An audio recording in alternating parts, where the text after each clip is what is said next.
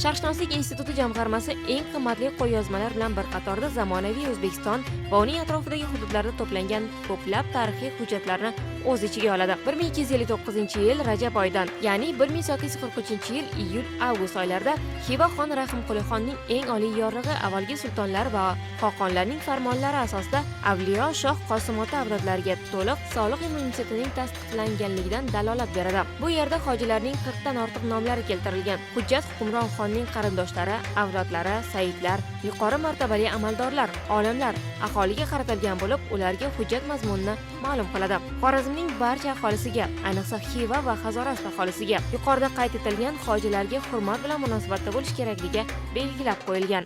30 satrdan iborat turkiy tilda yozilgan matn nastaliq dastxatda 78 ga 38 sm o'lchamdagi Qo'qon qog'oziga yozilgan va hujjatning old tomonida Abulg'oziy Rahimqulov Xorazmshoh yozuvi bo'lgan shaklli muhr bosilgan.